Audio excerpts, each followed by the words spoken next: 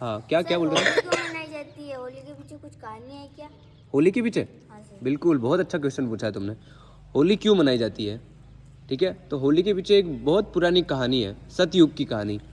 तो क्या हुआ कि एक समय की बात है, मतलब एक हिरण्यकश्यप नाम का एक राजा था, राक्षस था वो।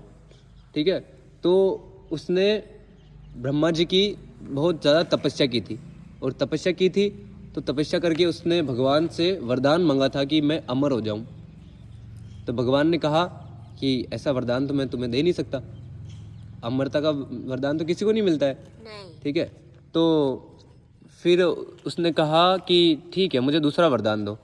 तो उसने दिमाग लगा के ब्रह्मा जी को बोला कि मुझे है ना ऐसा वरदान दो कि मुझे ना तो कोई मनुष्य मार सके, ना कोई जानवर मार सके, ना मैं दिन में मरूं, ना मैं रात में मरूं, ना मैं अस्त्र से मरूं, ना शस्त्र से मरूं। ठीक है, ऐसा उसने वरदान मांगा। ठीक है, तो ब्रह्मा जी ने कहा ठीक है, अब तुम्हें इन चीज़ों से कभी नहीं, कोई नहीं मार सकता है। ठीक है, तो वो बहुत ज़्यादा प्रसन्न हुआ, उसको लगा कि अब तो मुझे कोई नहीं मार सकता, तो वो खुद को भगवान समझने लग गया। ठीक है, तो उसके राज्य में फिर क्या हुआ कि वो किसी, मतलब कोई भी अगर उसके वहाँ पे भगवान का नाम लेता ना, तो वो उसको दंड देता और उसको क्या करता, मारता था। ठीक है, तो सब उसको उसका नाम लेने पर मजबूर थे।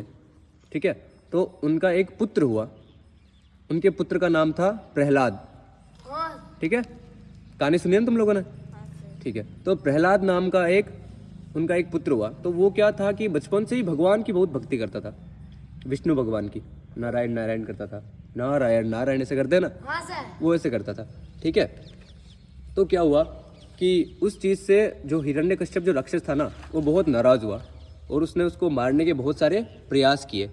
ठीक है, तो प्रयास किए उसने, तो बहुत सारे प्रयास में वो विफल रहा। तो उसने अंत में क्या किया कि उसकी एक बहन थी, हिरण्यकश्यप जो था ना, उसकी बहन थी, उसकी बहन का नाम था होलिका। और होलिका को वरदान मिला हुआ था कि वो कभी आग में जलेगी नहीं। ठीक है, कभी आग में नहीं जलेगी।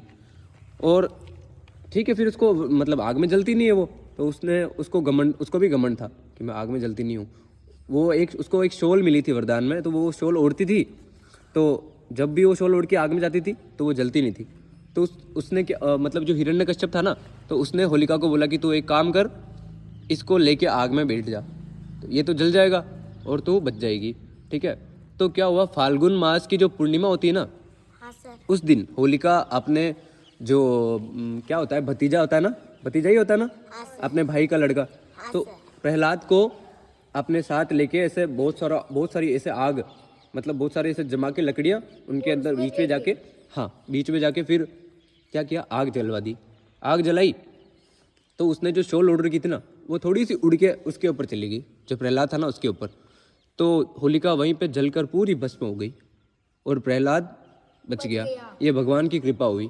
ठीक है, तो उस दिन से ही सब लोगों को लगा कि देखो भगवान की भक्ति करने से अपने को कितना ज़्यादा ये होता है। तो उस चीज़ को याद करने के लिए लोग बाग हर साल होली मनाते हैं। ठीक है, तो अपने को इससे ये भी सीखने को मिलता है कि बुराई के ऊपर अच्छाई की जीत होती है ना। और हमें किसी भी चीज़ का घमंड नहीं करना चाहिए, कोई छोटा होता है उसको तुच्छ नहीं समझना चाहिए। ठीक है, अभी वो भक्त प्रहलाद छोटा था तो उसको क्या समझा था कि ये तो छोटा है, अपना क्या बिगाड़ लेगा, लेकिन वो भगवान की भक्ति करता था, तो सबको लगा कि देखो भगवान की भक्ति करना कितना अच्छा होता है। ठीक है, तो इसके पीछे ये कहानी है, याद रहेगी। अब तुम्हें कोई भी पूछे ना कि होली क्यों मनाई जाती है, तो होली इसलिए मनाई जाती है हर साल। ठीक है, पौराणिक कथाओं में ये लिखा हुआ है। ठीक है, होली मनाओगे तुम लोग भी? आज जलेगी ना होली? ओके, मिलते हैं फिर होली देखने के लिए। ठीक है।